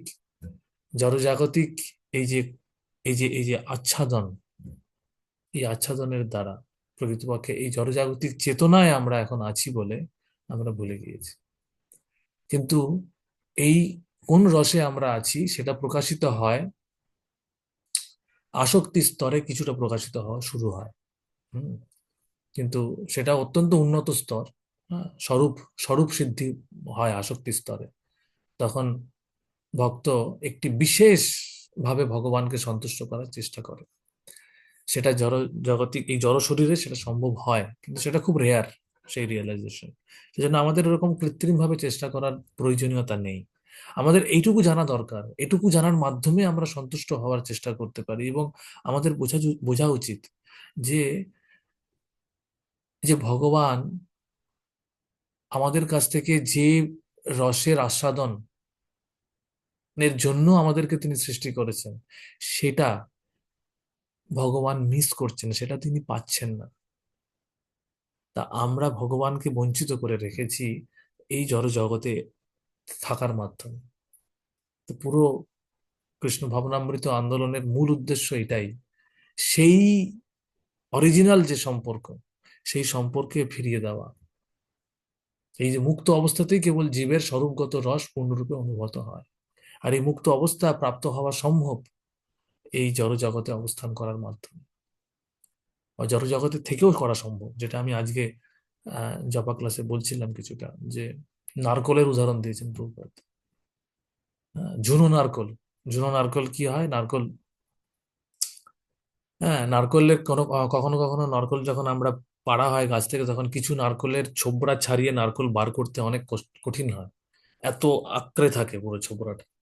কিন্তু সেই নারকল, কিছু নারকলকে যেগুলো ঝুনো হয়ে গেছে, সেই নারকলকে এরকম মানে বাইরে থেকেই, সেই বাইরের যে মোটা খোলসটার ভেতরে আওয়াজ মানে রেখে আওয়াজ করলেও শোনা যায় তার ভেতরে নড়ছে। শুধু ওটা ইজিলি কেটে বার করে দেওয়া যায়, তার কারণ সেটা আলগা হয়ে গেছে। ঠিক তেমনি আমরা একটা জড় জগতের মধ্যে আছি। প্রথমত এই জড় জগৎটাই এটা একটা বিরাট আচ্ছাদনের মধ্যে আছে। তার সঙ্গে আমরা আবার আছি আমাদের সূক্ষ্ম শরীর, আমাদের জড় শরীরের আচ্ছাদন। তাই আমাদের আত্মা যখন এই জড় শরীর এবং মনের থেকে সম্পূর্ণ আলাদা আলাদা হয়ে যায়, মানে কি আলাদা হয়ে যায় মানে তার দ্বারা প্রভাবিত না হওয়া, তখন আমরা মুক্ত আত্মায় থাকবো। এবং তখন সেটা কখন সম্ভব, সেটা প্রভুপাদ এবং সেটা রূপ গোস্বামী বলছেন আসক্তি স্তরে সেটা সম্ভব। উপদেশামৃততে সেটা বলা হয়েছে, উপদেশামৃত ভক্তি রসামৃত সিন্ধুতে সেটা বলেছে। সেই অবস্থায় সে পূর্ণরূপে, তখন সে সম্পূর্ণ আসক্তি স্তর, মানে সেটা অনেক পরে। প্রথমে শ্রদ্ধা, তারপরে সাধু সঙ্গ, তারপরে ভজন ক্রিয়া, তারপরে অনর্থ নিবৃত্তি, তারপরে নিষ্ঠা, তারপরে রুচি, তারপরে আসক্তি। অনেক উন্নত স্তর। আমরা এখন এই ভজন ক্রিয়া, অর্থাৎ যারা আমরা দীক্ষার লাভ করেছি বা দীক্ষা লাভের জন্য প্রস্তুতি নিচ্ছি, ভজন ক্রিয়ার মধ্যে আছি। প্রকৃতপক্ষে দীক্ষা লাভের পর ভজন ক্রিয়া শুরু হয়, তারপরে মানে ভজন ক্রিয়া স্টেপটার পরে ভজন ক্রিয়া মানে অনর্থ নিবৃত্তি চলতে, অনর্থ নিবৃত্তি এখনো চলছে, কিন্তু অনর্থ নিবৃত্তিটা আরো ভালোভাবে শুরু হয় এবং সেটা শেষ হওয়ার দিকে এগোতে থাকে। তা সেটার পরে হচ্ছে নিষ্ঠা। এই নৈষ্ঠিকী ভক্তি, যে নিত্যম ভাগবতম সেবনের মানে শ্রবণের মাধ্যমে, পাঠের মাধ্যমে সেই নৈষ্ঠিকী ভক্তি আসে। নৈষ্ঠিকী ভক্তি মানে নিষ্ঠার, নিষ্ঠার সঙ্গে নিষ্ঠা, আমাদের শাস্ত্রের প্রতি নিষ্ঠা, গুরু বাক্যের প্রতি নিষ্ঠা। হ্যাঁ, শাস্ত্রে লেখা হয়েছে ভাগবতমে, গুরুদেব যে শাস্ত্র, যে শাস্ত্র বলছেন, গুরুদেব যে বাক্য বলছেন, সাধু গুরু শাস্ত্রের প্রতি সম্পূর্ণ নিষ্ঠা। হ্যাঁ, গুরু মুখ পদ্ম বাক্য চিত্তেতে করিয়া ঐক্য, আর না করিয়া মনে আশা। এটা হচ্ছে নিষ্ঠা স্তর। আর কোনো আশা নেই, আর কোনো কিছুর প্রতি আশা নেই। এটি হচ্ছে আমার একমাত্র আশা। গুরুদেবের আদেশকে সেবা করা, আদেশকে সেবা করা মানে সেই আদেশকে পালন করা। শাস্ত্রের এই সিদ্ধান্তকে ব্যাস, এই সিদ্ধান্তের থেকে, এই সিদ্ধান্ত আমি সম্পূর্ণভাবে, সিদ্ধান্তের প্রতি আমি নিষ্ঠা পরায়ণ, মানে সিদ্ধান্তকে আমি অ্যাকসেপ্ট করলাম, সম্পূর্ণভাবে আমি গ্রহণ করলাম। তো এটা হচ্ছে নিষ্ঠা স্তর। তো আর অনেক পরে হচ্ছে নিষ্ঠা, তারপরে রুচি। এই অনর্থ নিবৃত্তির পর থেকে এটা অনেক সম্ভব। সুতরাং এই স্তরে পৌঁছানো সম্ভব, কিন্তু আমাদের কৃত্রিমভাবে চেষ্টা করা দরকার নেই। কৃত্রিমভাবে চেষ্টা করার দরকার নেই। আমরা চেষ্টা করব সম্পূর্ণভাবে শুদ্ধ হওয়ার। প্রকৃতপক্ষে আমি যেটা আগেও বলেছি, কৃষ্ণ প্রেম আমাদের মধ্যে আছে। কৃষ্ণ প্রেম নতুন করে বাইরে থেকে, কৃষ্ণের প্রেম আছে মানে এটাই হচ্ছে আছে। এই যে স্বরূপত আমরা কোনো একটা সম্পর্কের সঙ্গে অলরেডি যুক্ত আছি, আলাদা করে নতুন করে কিছু করতে হবে না। সেটা শুধু আমরা বুঝতে পারছি না কেন, আমাদের এই অনর্থের জন্য। অনর্থ নিবৃত্তি হয়ে যখন অর্থ প্রবৃত্তি হবে, তখনই আমরা বুঝতে পারি। তা আমাদের এই সাধন ভক্তি মানে হচ্ছে সেইটা। সাধন ভক্তির উদ্দেশ্য হচ্ছে সেটা, আর কিছু না। সাধন ভক্তি, সাধন ভক্তির মাধ্যমে কৃষ্ণ প্রেম লাভের চেষ্টা আমরা করছি না। কৃষ্ণ প্রেম আছে, কৃষ্ণ প্রেমের যে বাধা সেটাকে সরাচ্ছি শুধু, আর কিছু না। কৃষ্ণ প্রেম নতুন করে বাইরে থেকে, অনেক সময় মনে হয় যে আমি কৃষ্ণ প্রেম লাভ করলাম মানে তো কেউ একটা কিছু পুরস্কার লাভ করার মতন আমরা ভাবি, যে বাইরে থেকে কিছু একটা আমি পেয়ে গেলাম। তা নয়, বাইরে থেকে পাওয়ার বিষয় নয় কৃষ্ণ ভাবনামৃতটা। আমাদের মধ্যে কৃষ্ণ ভাবনামৃত আছে, আমাদের অরিজিনাল চেতনাটাই কৃষ্ণ ভাবনাময়। সেটা এখানে বোঝাতে চাইছেন। আমরা যদি এই একটা লাইন মনে রাখি প্রভুপাদের, যে প্রতিটি জীব তার স্বরূপে কোনো বিশেষ রসে পরমেশ্বর ভগবানের সঙ্গে সম্পর্কযুক্ত, এই একটা লাইন শুধু মনে রাখা, এটা হচ্ছে আমাদের স্বরূপ, এটা হচ্ছে আমাদের অস্তিত্বের মূল, মূল জ্ঞান, মূল বিষয়। এইটা শুধু আমাদের মনে রাখতে হবে। এই যে এটা এটা এটা এটা হচ্ছে বাস্তব। এই বাস্তবতাটা এখন আমাদের কাছে মনে হচ্ছে যে একটা নতুন কিছু জিনিস আমরা জানতে পারছি, কিন্তু না। তা আমরা এই বাস্তবতায় ফিরে যাচ্ছি প্রকৃতপক্ষে। এটা সত্যি, এই সত্যিটা এখন বিভিন্ন প্রকার আহ আপাত সত্যির দ্বারা ঢাকা হয়ে আছে। এটা মিথ্যা নয়, জড়জাগতিক এই অস্তিত্বটা সত্যি, কিন্তু এটা আপাত সত্যি। কিন্তু প্রকৃত পরম সত্যি হচ্ছে এটা। ভগবান যেমন পরম সত্য, ভগবানের সঙ্গে আমাদের সম্পর্কটাও পরম। পরম মানে যেটা কোনোভাবে চেঞ্জ হবে না। হ্যাঁ, চাইলে চেঞ্জ করা যেতে পারে, প্রবাদ বলেছেন, কিন্তু কেউ চেঞ্জ করতে চায় না। যে যেই রসে আছে সেই রসে সন্তুষ্ট। ঠিক আছে। যেরকম আমি শুনছিলাম, এটি প্রবাদ কোনো কোনো জায়গায় লেখা আছে, কোনো শাস্ত্রেই লেখা আছে যে নরোত্তম দাস ঠাকুর, নরোত্তম দাস ঠাকুরের গোলক বৃন্দাবনের সেবা হচ্ছে কৃষ্ণের জন্য দুধ গরম করা, এই একটা সেবা, নরোত্তম দাস ঠাকুর। এইটা আমি যখন প্রথম শুনলাম, আমার কাছে অদ্ভুত লাগছে যে শুধুমাত্র দুধ গরম করা। এখন আমাদের যদি কেউ বলে ভগবানের জন্য একটু দুধ গরম করে দাও, না আবার ভগবানের জন্য দুধ গরম করে, এটা আর এমন কি ব্যাপার? হ্যাঁ, আমাদের কেউ একটা ক্লাস দিতে বললো, কেউ একটা কিছু এই করতে বললো, সেটা আমাদের কাছে খুব বড় মনে হয়। কিন্তু চিন্ময় জগতে এইসব কিছু নেই। চিন্ময় জগতে ভগবান আছেন, রাধারানী আছেন, তাদের সখীরা আছেন, ভগবানকে নিয়ে তাদেরকে আনন্দ দেওয়ার জন্য চেষ্টা করছেন। That's it. আর এটাই কিন্তু আমাদের একমাত্র উদ্দেশ্য, আমরা সেটা এখানেও ঘরেও করতে পারি। আমরা ঘরে একটা চিত্রপট রাখলাম, তাকে সেবা করার চেষ্টা করছি, তার জন্য কিছু সেবা করছি। খুব সিম্পল, অ্যাকচুয়ালি ভক্তিটা খুব সিম্পল জিনিস, কারণ এটা খুব ন্যাচারাল, আর এটা হচ্ছে বাস্তব। এটা বাইরে থেকে চাপিয়ে দেওয়ার কিছু বিষয় না, বাকি জিনিসগুলো হচ্ছে আমরা চাপাচ্ছি। আমি ভাবছি আমি খুব ভালো বলতে পারি। আমি কালকে একটা পড়ছিলাম, প্রভুপাদ লিখেছেন এক জায়গায়, কেউ যখন ভাববে যে আমি একজন খুব বিদ্বান, তখনই তার পতন শুরু হলো। ভক্তি বিদ্যা দিয়ে হবে না,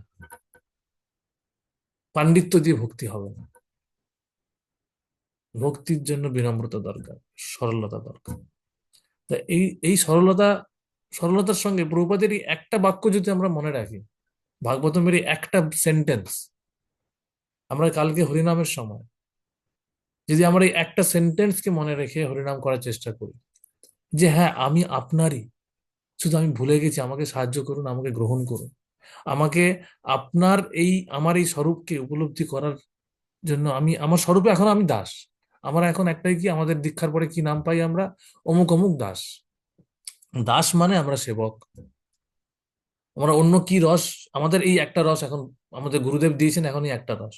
প্রকৃতপক্ষে রাধা রানীও কিন্তু দাস, বাকিরা সবাই গোপীরা কিন্তু ভগবানের সেবক। কিন্তু তাদের সেবাটা হচ্ছে কি? মাধুর্য রসমণ্ডিত, কারোর সখ্য রসমণ্ডিত, কারোর বাৎসল্য রসমণ্ডিত, কারোর সম্ভ্রম রসমণ্ডিত, সম্ভ্রম এবং মাধুর্য রসমণ্ডিত। বাঁশি, বাঁশি শান্ত রস, কিন্তু সেই বাঁশি, বাঁশি ভগবানের সবসময় ঠোঁটে লেগে আছে দেখে গোপীরা বাঁশিকে মানে কি বলে, মানে চিন্ময়, মানে চিন্ময় যাকে বলে কি, একটা হিংসা করছে, এনভিয়াস, চিন্ময় হিংসা তাদের প্রতি হচ্ছে, যে কি করে বাঁশির কি এমন সৌভাগ্য যে বাঁশি সবসময় ভগবানের ঠোঁটের কাছে লেগে আছে। আর সেই বাঁশির তারা ভাবছে, এটা কৃষ্ণ বইতে প্রপাত লিখেছেন, ভাগবতমও আছে, ভাগবতম থেকে এসছে এটা, যে সেই বাঁশির যে মা বাবাকে, বাঁশির মা বাবা হচ্ছে গাছ, তার কি সৌভাগ্য। সুতরাং চিন্ময় জগতে প্রত্যেকে প্রত্যেকের রসকে অ্যাপ্রিসিয়েট করছে, এটা ভাগবতমই আছে, যে প্রত্যেকে প্রত্যেকের যে সেবা সেটাকে অ্যাপ্রিসিয়েট করছে। আর এখানে কি, এখানে আমরা ভাবছি আমার সেবাটা সবচেয়ে বেশি, ওর সেবাটা ছোট, ও কি, ও চপ্পল সেবা করছে, ও মন্দিরে চপ্পল সেবা করে, আমি মন্দিরে ব্যাসাসনে বসে লেকচার দিই, আমি বল, ও ছোট ভক্ত। কিন্তু ভগবানের দিক থেকে এগুলো কোনো বিচারই নয়, শুদ্ধ ভক্ত হিসাবে এর কোনো বিচারই করে না। আমি, আমার ভেতরে কি হচ্ছে সেটা ভগবান দেখতে পাচ্ছে। সুতরাং স্বরূপত আমরা কোন জায়গায় এগোচ্ছি, আমরা এই স্বরূপগত স্বরূপ জায়গাটা আমাদের আমাদের অনর্থ নিবৃত্তি কতটা হচ্ছে, সেটাই হচ্ছে আসল বিষয়। এই জন্য এই একটা সেন্টেন্স মনে রেখে আমরা কিন্তু আমাদের জীবনকে সার্থক করতে পারি। প্রপাতের তাৎপর্য এই জন্য এত গুরুত্বপূর্ণ। তা আমরা আজকে এখানে বিরাম দেবো। হ্যাঁ, কারো কোনো প্রশ্ন, মাতাজি কিছু প্রশ্ন করছিলেন, প্রিয় মাতাজি বলুন। হ্যাঁ প্রভু, আমি হুম। প্রশ্ন করছিলাম যে প্রভু এখানে বলা হয়েছে না অনেকগুলো রস, হুম। তো একটা হচ্ছে অদ্ভুত, একটা হচ্ছে ভয়ানক আর বীভৎস। আমরা তো দুটো একই পার্সেন্সে বলি, ভয়ানক একটা বীভৎস। এখানে পার্থক্যটা কোথায়? আর অদ্ভুত, এটা ব্যাপারটা কি? না, অদ্ভুতটা আমরা বুঝতে পারি, অদ্ভুত। এখন এটাই আমি বললাম না, আমি অত রসের তারতম্য নিয়ে আলোচনা করার প্রথমত যোগ্যতা আমার নেই। এগুলি খুব সূক্ষ্ম পার্থক্য আছে, কিছুটা ভাবা যেতে পারে। বীভৎস রস যেরকম কি, মানে বীভৎস রস মানে আজকে পুতনাকে দেখে, পুতনার সেই ভয়ঙ্কর বীভৎস একটা মূর্তি দেখে, হ্যাঁ, ব্রজবাসীরা ভয় পেয়ে গিয়েছিল। বীভৎস একটা মূর্তি যখন সে সে পড়লো, কত মাইল যেন, 8 মাইল না কত মাইল লম্বা, সেটা বীভৎস একটা মূর্তি সেরকম পড়েছে। তো সেটা একটা বীভৎস রূপের একটা ব্যাপার। আর ভয়ানক মানে এখানে ভয় পাচ্ছে, এখানেও ভয়। এই জন্য এই রসগুলো যে একেবারে, আমি বললাম না, এটা যে এরকম মৌলিক রস নয় এগুলো। মৌলিক মানে প্রাথমিক রস তো নয় এগুলো, এগুলো হচ্ছে কোনো একটা পরিস্থিতিতে। এবার এই যে বীভৎস রস, বীভৎস একটা ঘটনা ঘটলো, এই বীভৎস ঘটনার ফলে সকলে ভয় পেল। কিন্তু এই ভয়টা কেন? ব্রজবাসীরা ভয়টা পাচ্ছে কেন? তার ভয়টা, তাদের মূল উদ্দেশ্য, তারা তারা তাদের তারা ইনসিকিউর ফিল করছে তা নয়। কৃষ্ণকে দুধ খাওয়াচ্ছিল এই এই পুতনা, তাদের ভয়টা হচ্ছে কৃষ্ণের কি হবে। ঠিক আছে? তো এইটা হচ্ছে বিভৎস এবং ভয় হয়তো একসঙ্গেই থাকবে। আমি মানে এটা ভক্তি রসামৃত সিন্ধুতে এই রসগুলোর এক একটা রসের উপরে মানে শ্রী রূপ গোস্বামী শ্রীমদ্ ভাগবতমের এক একটা শ্লোককে নিয়ে এসেছে, এবং এই যে এক একটা শ্লোককে বিশ্লেষণ করে তিনি বুঝিয়েছেন কোনটা কোন রসের সঙ্গে যুক্ত, কোন রস এখানে প্রকাশিত হচ্ছে। তা সেটা এই জন্য আমি এই ক্লাসে আমার প্রথমত ওরকম এই মুহূর্তে এর থেকে আমি একটা জাস্ট এক্সাম্পল দেওয়ার চেষ্টা করলাম। এটা থেকে কিছুটা আমরা হয়তো বুঝতে পারছি, কিন্তু একদম পারফেক্টলি যে আমি বোঝাতে পারলাম তা হয়তো নয়। এটা আমাকেও দেখতে হবে যে অ্যাকচুয়ালি কি ডিফারেন্স। এটা আমি একটা জায়গায় দেখতে পারি যে ইংলিশে ওয়ার্ডটার কি মানে করেছে। হ্যাঁ, ভয়ানক মানে, ভয়ানক আর ইংলিশে আমি দেখি ভেজাভেসে কি আছে। উম,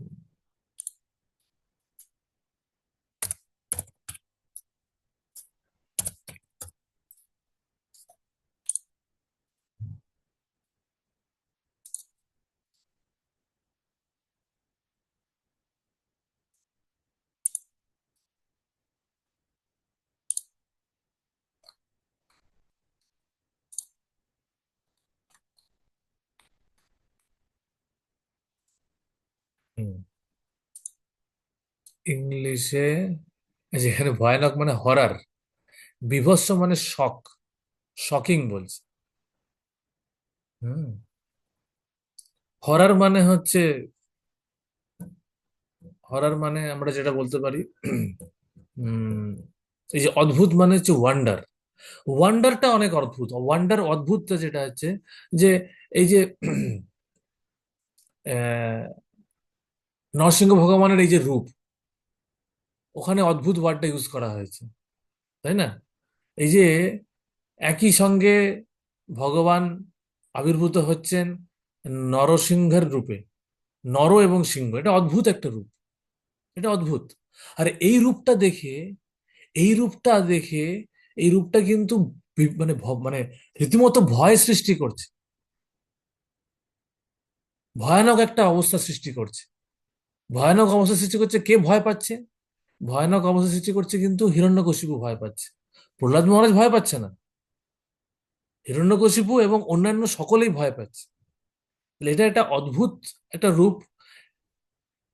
এবং এরকম যে এই যে শকিং মানে, যেটা আমরা বীভৎস বলতে যেটা বোঝাচ্ছে যে এরকম যে হতে পারে সেটা আমরা ভাবতেই পারছি না। এই ভগবান যে এরকম একটা রূপ নিতে পারে সেটা আমরা ভাবতে পারছি না, কিন্তু এই রূপটা যখন দেখছে এটা অদ্ভুত রূপের বর্ণনা দিচ্ছে। ওই যে আহ, আহ, নরসিংহ ভগবানের যে স্তোত্রে সেটা আসছে, ওটা কি কি আছে, অদ্ভুত আহ উম, নমস্ত অদ্ভুত নরসিংহায়, সিংহম, অদ্ভুত অদ্ভুত শৃঙ্গ, সিংহম। অদ্ভুত শৃঙ্গ। এই যে অদ্ভুত শৃঙ্গ, অদ্ভুত মানে এই যে যে রূপ, এখানে শৃঙ্গ বলতে অদ্ভুত যে এই যে শৃঙ্গার, শৃঙ্গার করা হয়েছে, অদ্ভুত শৃঙ্গার, শৃঙ্গার মানে সাজানো হয়েছে, এখানে শৃঙ্গার বলতে সাজানো। অদ্ভুত শৃঙ্গ মানে অদ্ভুত একটা রূপে ভগবান আবির্ভূত হচ্ছে, এটা হচ্ছে অদ্ভুত। ঠিক আছে? তা এইভাবে আমরা বুঝতে পারি এটা অদ্ভুত। আর এটা ভয় হচ্ছে ভয়ানক একটা রূপ। আর বীভৎস শকিং মানে হিরণ্যকশিপু বা অন্য অন্য দেবরাও দেবদেবীরাও ভাবতে পারেনি যে এরকম একটা রূপ নিতে পারে, শকিং সবার কাছে। হুম, তা এইভাবে আমাদের বুঝতে হবে। তা এই রসগুলো আমরা যখন ভাগবতম পড়বো, ভাগবতমের প্রত্যেকটা দিন যখন আমরা পড়তে থাকবো, প্রত্যেকটা দিনে কিছু না কিছু রসের আদান প্রদান হবে, এবং আমরা ভাবতে পারি, বুঝতে চেষ্টা করতে পারি যেখানে কোন রসের আদান প্রদান হচ্ছে। হুম, তো এইভাবে আমাদের ব্যাপারটা বুঝতে হবে। আর রৌদ্র বলতে এখানে কিন্তু অ্যাঙ্গার, রৌদ্র মানে রুদ্র মূর্তি ধারণ করছে, রেগে যাচ্ছে, সেই একটা ব্যাপার। চৈতন্য চরিতামৃতে, হ্যাঁ, যখন নিত্যানন্দকে আঘাত করলো জগাই মাধবের মধ্যে, তখন সে রেগে গেল, চক্র চক্র বলে রেগে গিয়ে আসছে। হ্যাঁ, তো সেটা হচ্ছে অ্যাঙ্গার, ভগবান সেখানে রাগ প্রকাশ করছে। তা রৌদ্র মানে কিন্তু ওই রোদ্দুর নয় আর কি। রৌদ্র শব্দটা শুনে মানুষের মনে হতে পারে, হ্যাঁ, আমরা রৌদ্র বলি না অনেক সময় বাংলাতে, অনেক সময় রৌদ্র বলতে এখানে কিন্তু অ্যাঙ্গার এখানে বোঝাচ্ছে। ঠিক আছে, তা আমরা আজকে আমরা তাহলে ওকে, এই, থ্যাংক ইউ। হ্যাঁ, তো মোটামুটি আমি যতটুকু পারলাম বোঝাতে পারলাম মাতাজি, আমি এর থেকে আমি হ্যাঁ, আর হ্যাঁ। আমার হ্যাঁ, ঠিক আছে। ক্ষমতা নেই। একদম। না, আর হরে একটা কৃষ্ণ জিনিস, প্রভু, হরে কৃষ্ণ। হ্যাঁ, হ্যাঁ প্রভু বলুন। মুক্ত অবস্থাতে কেবল জীবের স্বরূপগত রস পূর্ণরূপে অনুভূত হয়। এই মুক্ত অবস্থাটা যদি আরেকবার বোঝান। হ্যাঁ, মুক্ত অবস্থাটা আমি বলতে বললাম, আমি অনেকটা সময় আলোচনা করলাম। মুক্ত অবস্থাটা বলতে শরীর এবং মন থেকে আমরা মুক্ত, শরীর এবং মনের দ্বারা প্রভাবিত না হওয়া। আচ্ছা, ঠিক আছে, হরে কৃষ্ণ ঠিক প্রভু। আছে। হরে কৃষ্ণ। আপনি ধন্যবাদ প্রণব প্রভু। আপনি ওই যে ওয়ার্ডটা বললেন ওটা পুরোটা লিখতে পারিনি, অখিল কি বললেন ওটা? অখিল রসামৃত মূর্তি। অখিল রস, ওকে ওকে, হরে কৃষ্ণ প্রভু। ঠিক আছে। হরে কৃষ্ণ প্রভু। হ্যাঁ, বলছি, এক্ষুনি আলোচনা হলো না যে বিভিন্ন জীব বিভিন্ন রসের মাধ্যমে ভগবানের সঙ্গে যুক্ত, তাই তো?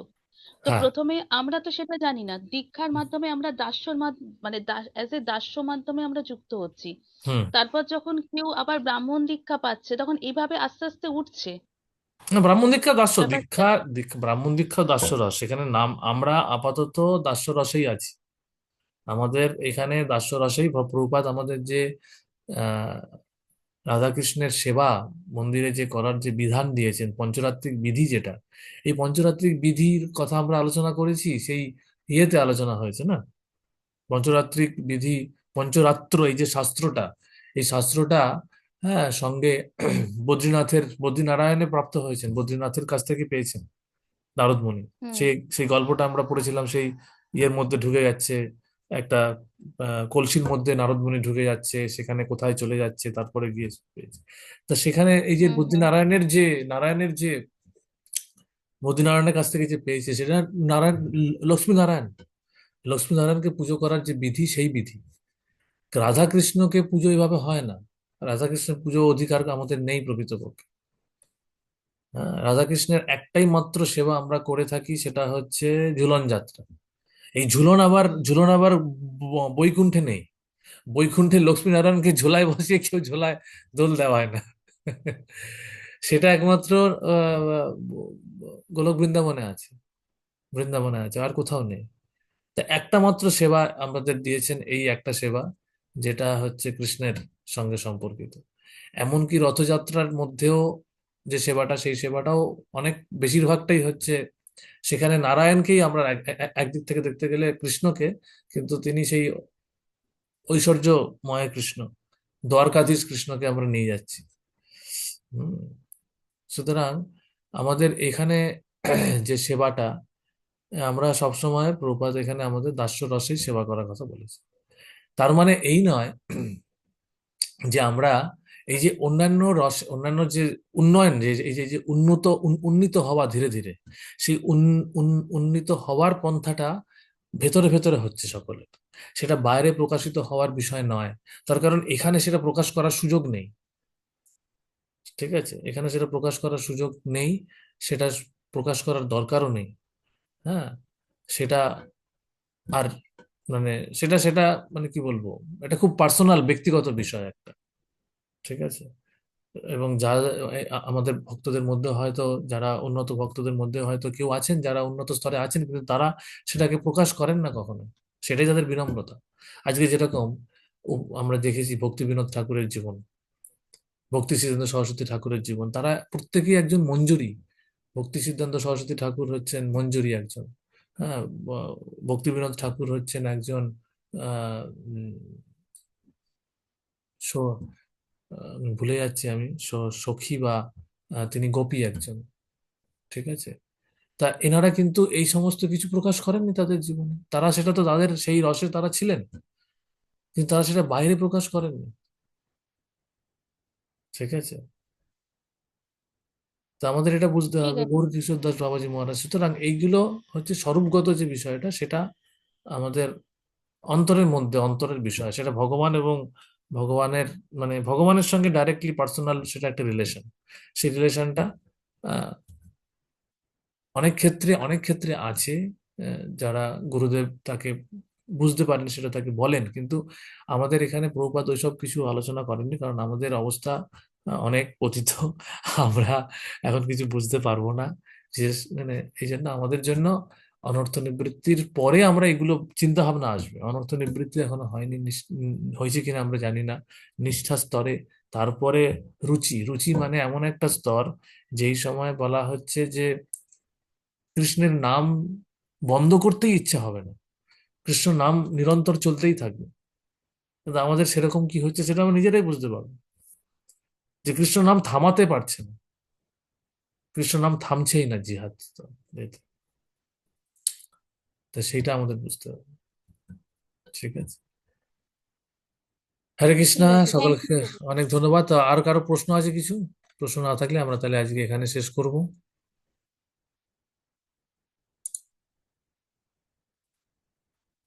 আমাদের কি কোশ্চেন অ্যান্সার কিছু হোম টাস্ক দেবেন? আচ্ছা, হ্যাঁ, ভালো জিনিস মনে করেছেন মাতাজি। হ্যাঁ, আচ্ছা, এটা, আচ্ছা, আমি চেষ্টা করছি। আহ,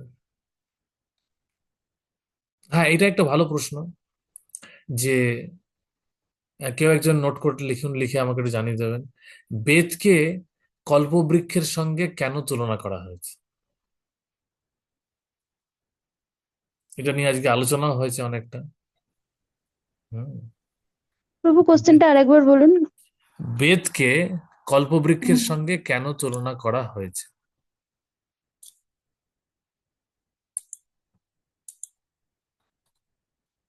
ঠিক আছে। আরেকটা প্রশ্ন যেটা হতে পারে, সেটা হচ্ছে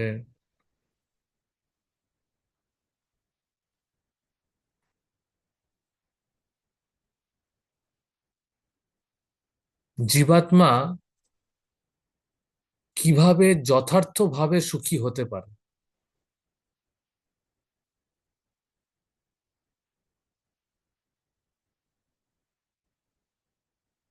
দ্বিতীয় প্রশ্ন হচ্ছে, একজন জীবাত্মা কিভাবে যথার্থভাবে বা প্রকৃত রূপে সুখী হতে পারে?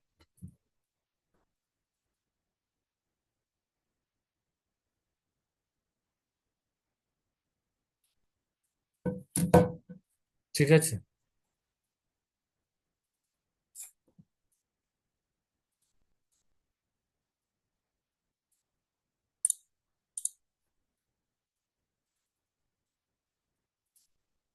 হরে কৃষ্ণা, সকলকে অনেক ধন্যবাদ। আজকে আমরা এখানেই হরে বিরাম কৃষ্ণ দিচ্ছি। প্রভু। হ্যাঁ। প্রভু, একটা রিকোয়েস্ট ছিল, যদি রাখেন আর কি। হ্যাঁ, বলুন। বলবো? প্রভু বলছি, আমাদের তো এই গীতা তো ম্যারাথন শুরু হচ্ছে। হুম। তো হুম। প্রভু, যদি গীতার এই যে যেরকম আপনি ভাগবতম পড়াচ্ছেন, আমি বলছি হুম। না পুরো গীতাটা এরকম, যদি অন্তত কোনো মাসে একদিনও যদি আপনি গীতার একটা শ্লোক পড়ান। কারণ আমার যা দেখছি 5-10 বছরের মধ্যে হয়তো গীতা পড়তে পারবো না, যা অবস্থা, যা না না, সিচুয়েশন। সেটা না, সেটা না। গীতা, ঠিক ঠিক প্রভু, একদম গীতা পড়ার, ভাগবতমটাই তাই। গী- গীতা পড়ার খুব হ্যাঁ। সহজ উপায় হচ্ছে, আমি বলে দিচ্ছি, গীতা পড়ার খুব সহজ উপায় হচ্ছে প্রতিদিন দুটো করে শ্লোক আর তার তাৎপর্য পড়ুন প্রভুপাদের বই থেকে, ঠিক আছে। প্রভু, দুটো করে একটা যদি, মিনিট, আমি হ্যাঁ। একটা বলি। হুম। প্রভু, আমি পড়ার চেষ্টা করেছিলাম, অনেক জায়গায় আটকেছি, বা সেগুলোর কি হবে? তো ওই হ্যাঁ, জন্য বলছি সেইগুলো, প্রভু, আপনি যেরকম রিডিং পড়াচ্ছেন, একটা শ্লোকও যদি আপনি এরকম রিডিং পড়ান, অন্তত প্রভু গীতাটা পড়া হয় আর কি, একটু এগোয় আর কি। ঠিক আছে, সেটা তাহলে আমরা দেখুন। যেটা করতে পারি, ডিসেম্বরে, তো সে নভেম্বর শেষ হলো, 1 তারিখ হচ্ছে মোক্ষদা একাদশী। ঠিক আছে, আমরা তাহলে যেটা করা যেতে পারে, আমরা অল্টারনেটিভলি ভাগবতম এবং ভগবত গীতা অল্টারনেটিভলি পড়তে পারি আমরা শনিবার দিন। এটা আমাদের হুম তো হুম ভাগবতম হুম পাঠ হ্যাঁ করার হ্যাঁ হ্যাঁ বিষয় প্রভু নয়। একদম। আমরা আমরা যদি আপনারা সবাই রাজি থাকেন তাহলে আমরা একটা সপ্তাহ হ্যাঁ হ্যাঁ ভাগবতম প্রভু, পড়লাম, একদম একদম একদম প্রভু। আর একটা সপ্তাহ ভগবত গীতা পড়লাম। অল্টারনেটলি পড়তে পারি, ঠিক আছে? আমাদের প্রভুপাদের ওকে বই পড়া প্রভু। নিয়ে কথা, ঠিক আছে? প্রভুপাদের বই পড়া এবং প্রভুপাদের বইয়ের বিষয়গুলো সম্বন্ধে আলোচনা করা, এটাই একমাত্র উদ্দেশ্য, আর কিছু উদ্দেশ্য কিছু নয়। সেটাই চেষ্টা করা হচ্ছে আমার। নিজের জন্য পড়ার উৎসাহ থাকে আপনাদের সঙ্গে পড়লে, সেটার জন্য। ঠিক আছে, সেটা করে তো, সেটা সেটা কোনো অসুবিধা কিছু না, সেটা করা আর তো। ওকে প্রভু ওকে আমরা থ্যাংক ইউ। হ্যাঁ, ক্লাসের মধ্যে কোশ্চেন অ্যান্সার না ইয়ে করে জপা ক্লাসের যেদিন আপনি জপা টক দেবেন সেই সময় যদি কোশ্চেন অ্যান্সারটা শোনেন তাহলে তাহলে আমাদের পড়াটা অনেকটা হয়। হ্যাঁ, সেটা শনিবার দিন। মানে যখন আপনার আসলে মানে ফ্রি আসলে থাকবেন ডেফিনেট মানে শনি রোববার না, এর যেটা আমরা মধ্যে। করতে পারি, যেটা আমরা করতে পারি সেটা হচ্ছে যে আমরা আজকে ভাগবতম পড়লাম, ঠিক আছে? আজকে ভাগবতম পড়লাম, এই ভাগবতমটা নেক্সট উইকে, অর্থাৎ 6ই ডিসেম্বর, ছয়ই হুম ডিসেম্বর আমরা আহ ভাগবত গীতা পড়লাম, ঠিক হুম আছে? হুম 13ই ডিসেম্বর, 13ই ডিসেম্বর আমরা ভাগবত গীতা পড়বো, এই ভাগবতম পড়বো। ভাগবত। হুম এবার সেই ভাগবতমের দিন এই আজকের কোশ্চেন অ্যান্সারটা আমরা আলোচনা করব, ওকে তারপরে আমরা এগোবো। এরকম করতে পারি। আবার পরের দিন যখন ভাগবত গীতার কিছু প্রশ্ন দিলাম, সেটা ভাগবত গীতারটা আলোচনা করলাম। তো আলোচনা শুরু করে একটা ক্লাসে হয়তো আমরা একটু কম পড়বো, কিন্তু যেই জিনিসটা আমরা আলোচনা করব সেটা থেকে আমরা বুঝে যাব জিনিসটা। আমাদের খুব তাড়াতাড়ি এগোনোর তো কিছু নেই। দেখুন, একটা হচ্ছে যে দুটো রকম স্ট্র্যাটেজি হতে পারে। একটা হচ্ছে যে তাড়াতাড়ি করে পড়া, মানে একটা হচ্ছে ওভারঅল একটা ওভারভিউ পাওয়া, ঠিক আছে? একটা ওভারভিউ পাওয়া যেতে পারে। আজকে যেরকম আপনারা যেরকম ভাবে প্রশ্ন করতে করতে এগোনো এগোনো হলো, একটু স্লো হলো। আমার প্ল্যান ছিল বেশি পড়ে নেওয়া, রিডিং হুম রাখা, হুম রিডিং করার পরে আহ, প্রশ্নগুলো নেওয়া। তা রিডিংটা আমরা আপনাদের উপর ডিপেন্ড করছে। যদি কখনো মনে কিছু কিছু জায়গা, যেরকম এরপরে ভাগবতম বা ভগবত গীতাতে কিছু জায়গা আছে যেগুলোতে খুব বেশি বোঝার বিষয় নেই, ডেসক্রিপটিভ ব্যাপার আছে, বর্ণনামূলক বিষয়, ওকে ফিলোসফিক্যাল জায়গা বা দার্শনিক বা তত্ত্বগত আলোচনার জায়গাটা কম। এখানে ভাগবতমের এই প্রথম স্কন্ধের প্রথম অধ্যায়ের কিছু কিছু শ্লোকগুলো এরকম, প্রথম স্কন্ধটা বেশিরভাগটাই এরকম। কিন্তু অনেক জায়গা আছে যেখানে আহ মানে সেরকম অর্থে ফিলোসফি খুব একটা দরকার নেই সেখানে আলোচনা করার, সেখানে আমরা স্পিডে ওকে করতে পারি। এরকম ভাবে হয় আর কি। এবার আমাদের প্রকৃতপক্ষে আমাদের যেভাবে ক্লাস চলছে সেইভাবে তো আমাদের সারা জীবনই চলতে থাকবে, এটা শেষ হবে হ্যাঁ না। তো অ্যাকচুয়ালি প্রভুপাদ তাই বলেছেন। আমি প্রভুপাদের সেদিনকে একটা লেকচার শুনছিলাম। প্রভুপাদ বলেছেন যে এই ভক্তি রসামৃত সিন্ধু, এই বইটা, চৈতন্য চরিতামৃত, এই বইগুলো, চারটে বই বিশেষ করে ভাগবতম, ভাগবত গীতা, চৈতন্য চরিতামৃত এবং ভক্তি রসামৃত সিন্ধু, এই চারটে বই প্রভুপাদ সারা জীবন পড়তে বলেছে। সারা জীবন, সারা জীবন মানে সারা জীবন, মানে একবার পড়া হয়ে গেল। আর প্রভুপাদ ওখানে বলছেন, হ্যাঁ, আমরা এখন প্রকাশ করেছি চৈতন্য চরিতামৃত, উপদেশামৃত, আপনারা পড়বেন সকলে। ডিসাইবলদের বলছেন, পড়তে গিয়ে অনেক প্রশ্ন আসতে পারে। প্রভুপাদ বলছেন আরেকবার করে দিবে, রিপিটেডলি পড়লে প্রশ্নের উত্তর ওখানে পেয়ে যাবে। তো প্রভুপাদ ওখানে এরকম বলছেন যে রিপিটেড, এবং এবং এবং সত্যি সত্যি অনেক ক্ষেত্রে হয় এটা, কারণ প্রভুপাদ নিজে যেভাবে লিখেছেন, হ্যাঁ, ওটা যদি বারবার আমরা পড়তে যাই, একবার পড়লে, প্রভুপাদ নিজে বলছেন একবার পড়া হলো, পড়ার পরে আমার কাছে চলে আসলে তোমরা, প্রভুপাদ এটা এটা মানে এটা কি ওটা কি, এরকম না, পড়বে আরেকবার, পড়বে আরেকবার, দুবার তিনবার পড়বে, তারপরে প্রশ্ন আসলে। তা আমাদের এরকম আসে। কিন্তু হ্যাঁ, প্রভুপাদের সঙ্গে তারা ছিলেন বলে তারা একটা ওভারভিউ অলরেডি পেয়েছিলেন, প্রভুপাদ দিয়েছিলেন হুম, সেটা। তা আমাদের সেটা একটা দরকার, সেটা থাকলে সুবিধা হয়। আমিও যেরকম প্রকৃতপক্ষে ভাগবত গীতা আমিও প্রথম পড়েছিলাম, অনেকবার পড়েছি, অনেক কিছু বুঝিনি, পড়ে গেছি, দু তিনবার পড়েছি, কিন্তু যখন ভক্তিশাস্ত্রী করলাম তখন বুঝলাম। আমার ভাগবত গীতা পড়ে প্রথমত একটাই মনে হয়েছিল, প্রভুপাদ সমস্ত তাৎপর্য একই রকম লিখছেন, সবাই সব জায়গাতেই তাৎপর্য একই। হ্যাঁ, ভগবান হচ্ছে পরমেশ্বর ভগবান, ভগবানের সেবা করতে হবে, আমরা ভগবানের নিত্য দাস, এই একই কথা। শাস্ত্র শ্লোকে শাস্ত্রটা তাৎপর্য আমার মনে হচ্ছে যেন একই জিনিস লিখছেন।